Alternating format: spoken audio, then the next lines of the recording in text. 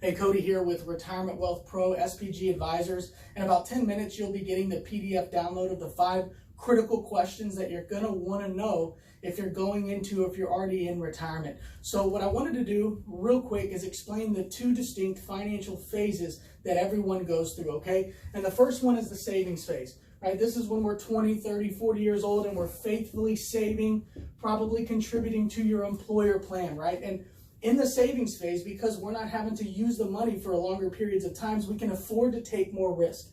Somewhere around maybe 65 or 66, whatever that age is, you transition into what's called the spending phase, okay?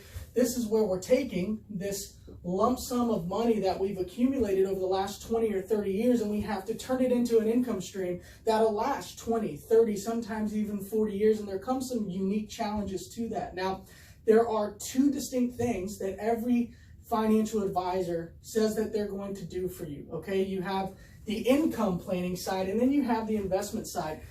Here, we spend the majority of our time tackling the income planning side of retirement, the blueprint, the plan. How are we going to make these things happen?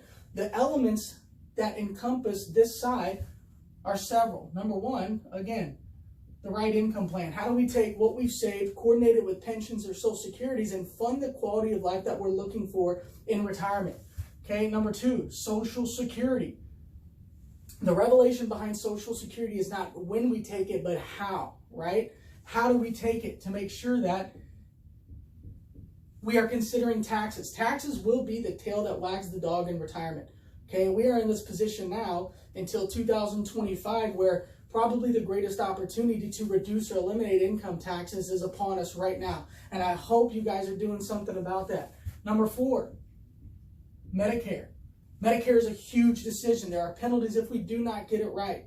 Okay, there are a lot of things that we need to know and be aware of when it comes to Medicare.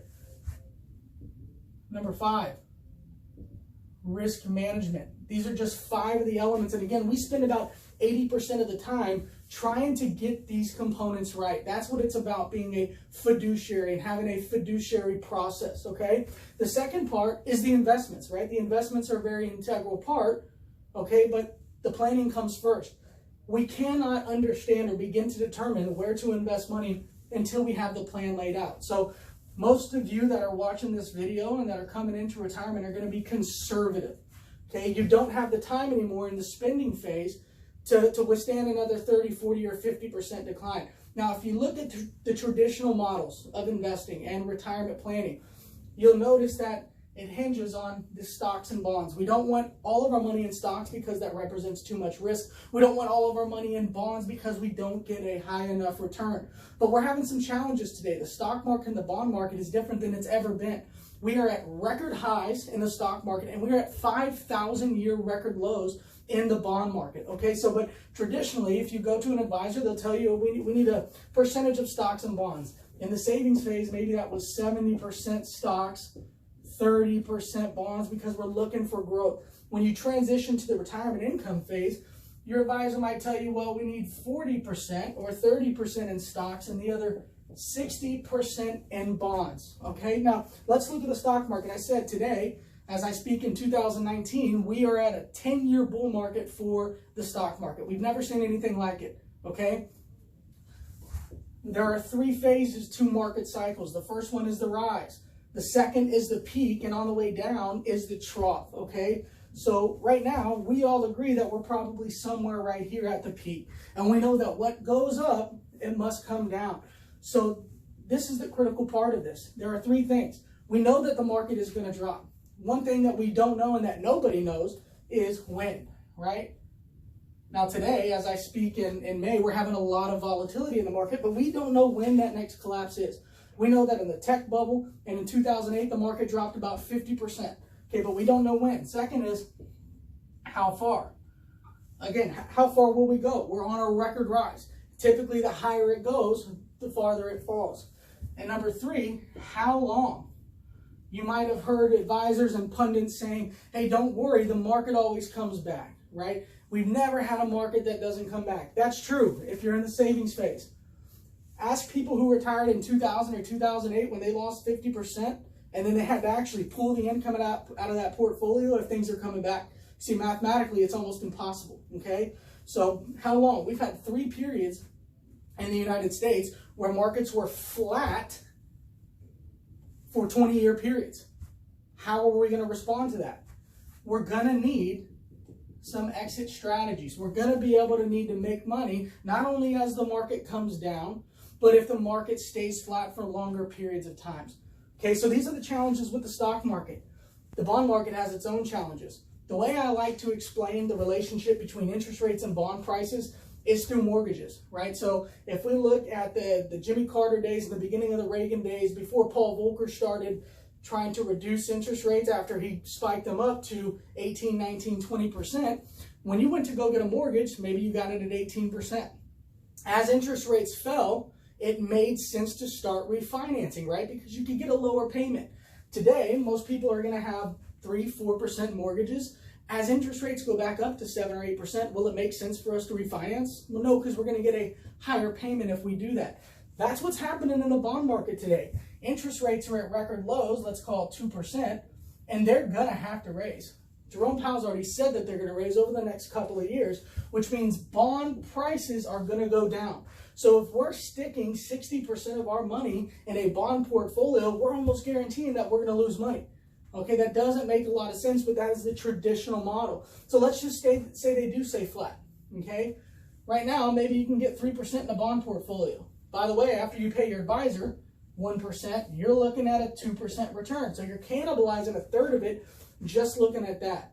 Now, we look at studies from BlackRock, for instance, the biggest asset manager in the world, and they have looked at for the next 5 to 7 to 10 years, what are the capital market expectations, meaning what are stocks and bonds going to do in the next 5 to 10 years? And what they've said for a 60-40 portfolio is that we can expect about 3.2% return going forward.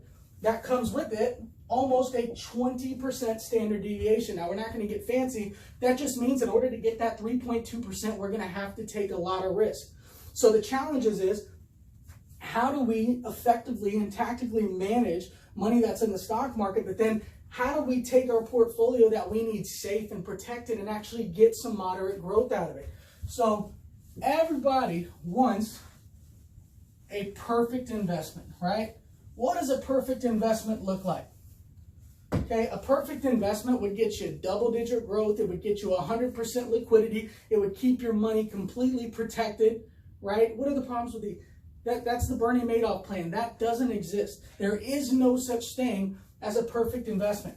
And there are 3 components to every investment. You have liquidity, you have safety, okay, and then we have return. We can never get all 3 of these components in any one investment. The best we can do is 2 out of 3. So successful retirement planning is about balancing guarantees and risks. And the way we do that is through a simple model called the ABC process. Okay? A money is what we call yellow money. This is going to be our cash, right? And what does cash do? Cash is liquid. We can go to the ATM and we can get money out as we need it. It's safe. We know that a stock market's not going to necessarily interrupt the principal balance of our cash, right? We have FDIC protection up to $250,000. But what do we lose here? We're getting 0.0 nothing inside of cash accounts, right? So we get no growth, okay? When we look at the C column, these are our stocks, bonds, and mutual fund portfolios, okay? If you've been investing in the United States the last 30 years, it's been one heck of a time. We've done really well. We've made a lot of money, right? So within stocks, bonds, and mutual funds, we have great returns. Years like 2013, the market was up 32%, okay? These should be very liquid. You should be able to move in and out of your stock portfolios, okay? You should be able to cash out when you want to cash out.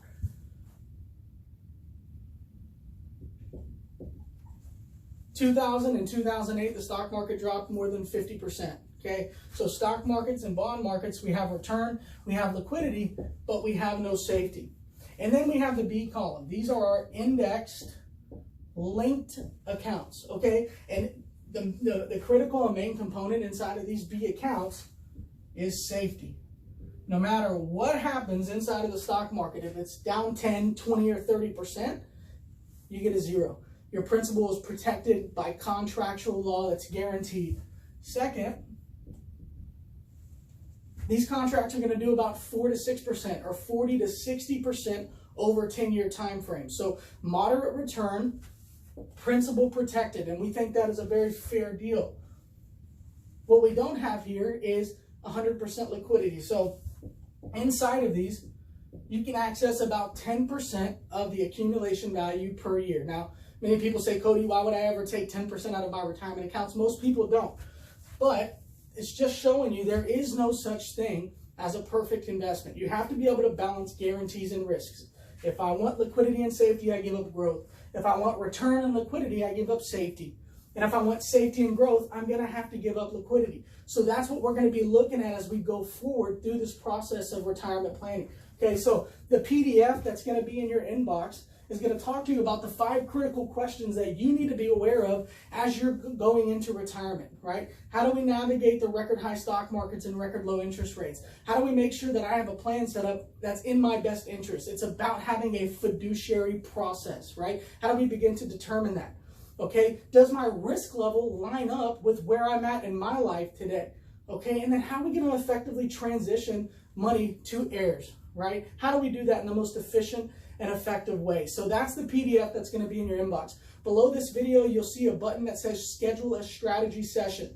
This is where we can get on the phone for 20 or 30 minutes and kind of determine whether or not what we do and what you need are going to be a good fit. There is no cost, there's no obligation. We believe that trust is earned and it's not demanded. So if you'd like to do that, click the button below. Other than that, we will see you on the next video, and to your success.